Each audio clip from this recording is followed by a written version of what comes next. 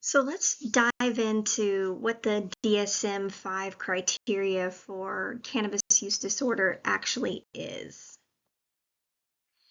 Cannabis use disorder is a diagnosis that's given for problematic marijuana use. The diagnosis was introduced in the Diagnostic and Statistical Manual of Mental Disorders in the 5th edition, or the DSM-5. In the previous edition, which was the DSM-4 TR, problematic use of cannabis or marijuana was separated into two different disorders: cannabis abuse and cannabis dependence. So does this mean that cannabis isn't addictive, like tissue dependence or psychological? Really, with the disappearance of cannabis dependence, some people might interpret the change of disorder name to a single disorder to imply that cannabis is not addictive and cannabis does not lead to drug dependence. After all, it does have a long reputation as being a soft drug. So a lot of consideration went into deciding how cannabis use disorder should be described in the DSM-5. Many cannabis users deny any addictive aspects of the drug, yet many do appear to become addicted. And cannabis use disorder just captures the possibility that people can be negatively impacted by their marijuana use without necessarily being addicted. However, it also has room to recognize addiction when it happens or if it happens. So, is there actually tissue dependence? Well, yes, there is. We can have tissue dependence to cannabis because we can have withdrawal from the substance. And we'll talk more about withdrawal later. So it should be noted that the DSM-5 is a catalog of mental disorders. And substance use disorder and substance-induced disorders are part of the DSM-5. So that means that substance use disorders, based on this inclusion, are a mental health disorder. And there are specific criteria that outline and define the presentation of and severity of the SUDs. So the criteria, from what I've seen and heard, a lot of people, even people who have a substance use disorder, define SUDs in a way that leaves some things out. Most of the time, people point to an initial decision or choice to use, or using a specific drug, or using drugs in a particular way, or maybe even suffering a certain set of consequences as, quote unquote, the problem. And the DSM-5 has 11 criteria to diagnose someone with cannabis use disorder. So let's kind of look at some of these criteria and some of the questions that we can ask our clients to kind of gauge and determine what it looks like. So the first one is use in larger amounts or for longer periods of time than intended. So if I were a user, I might say, oh, well, I was going to have 6 beers and I had 17. Or I said I was going to go to the bar for happy hour and I shut the place down. Or I said I was going to drink on Friday night, but I also drank Saturday and Sunday. The second criteria is an unsuccessful effort to cut down or quit. So what does this look like? The client might say, I made a promise to my wife that I would quit using, and I tried, but I was really unable to quit using. Or I made a decision to limit the amount of drugs that I used in a day. I tried, but I really was unable to limit my use. The third criteria is excessive time spent getting it, using it, being intoxicated by it, or recovering from the effects of the substance. So you might hear somebody say, when asked about how much time did you spend, a general response that I've gotten is, oh man, it was like a full-time job. The fourth criteria is craving or intense desire or urge to use a substance.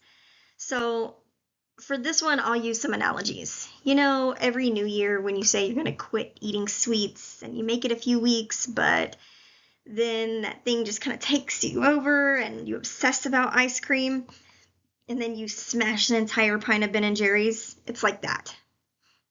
cravings are similar to that of your desire for water after working outside in the yard on a hot day. And when the morning meeting ran over and you didn't get lunch until 2 p.m., that would be the cravings that we're describing.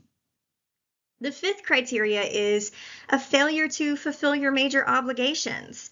So your job performance suffers as a result of using the substances. An inability to parent your children. You got kicked out of school. Your bills didn't get paid. You didn't participate in family or friendship roles. And then the sixth criteria is continued use despite social or interpersonal problems. So even though all the stuff in the last criteria happened, I kept using anyway. So you're continuing to do these things even though you were having job problems or family problems or parenting problems or things like that. And then the seventh is your activities or hobbies were reduced or given up. So they might say, I used to play in the basketball rec league, now I don't. I used to be really heavily involved in the arts community, now I'm not. Or maybe I used to be an avid outdoorsman, and I haven't really been involved in those activities for over a year. And then the eighth criteria is recurrent use in physically hazardous situations. So using in abandoned houses and properties. Somebody might say, oh, I work with heavy equipment and I use it on the job. Or I often drink and drive. I think I drive better drunk. I've heard that one 100 times. And then the ninth criteria is recurrent use despite any physical or psychological problems that are caused by or worsened by your use. So somebody might say, oh, I have hepatitis C and I use drugs intravenously. Or I have an abscess, but I kept using anyway. Or I have major depressive disorder and I use a depressant substance. Or I have cirrhosis of the liver and I continue to drink. The 10th one is tolerance. So somebody might say, I used to use twice a day, and now to kind of maintain that desired effect, I use 5 times a day. Or 3 pills used to make me feel great now, but now, to achieve that desired effect, I take 6. And then the 11th criteria, the final one, is withdrawal. So somebody might say something like, when I don't have the substance, I'm physically or psychologically affected. So some examples might be insomnia or nausea or vomiting, restlessness, tremors, seizures, depressed mood, anxiety. And this is going to come out as you're doing your assessment of them.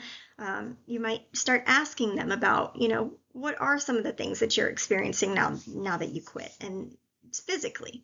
And so they might start describing some of these things. In early remission, notice that we put in modifiers afterwards. So early remission means that within 1 year, a patient has not had any symptoms of dependence for at least 3 months. Sustained remission means that within the past year, the patient has not had any symptoms except for a strong desire or urge to drink alcohol or use drugs. And then we need to code based on severity. So for example, if there is a comorbid cannabis-induced anxiety disorder and cannabis use disorder, only the cannabis-induced anxiety disorder code is given, with the 4th character indicating whether the comorbid cannabis use disorder is mild, moderate, or severe. So it would be one of the F codes. Those are the ICD-10 codes. So F12 is for cannabis, F10 is for alcohol, and then, we go on and on. But F12.180 is for mild cannabis use disorder with a cannabis-induced anxiety disorder. Or F12.2280 is for a moderate or severe cannabis use disorder with cannabis-induced anxiety disorder. And a lot of the programs that we work with today, we can just kind of type it in and it comes up with the ICD-10 code, but there are plenty of websites out there that you can Google it and find it on there and get that ICD-10 code really quickly. But understanding, just knowing off the top of your head that F10 is for alcohol, F12 is for cannabis.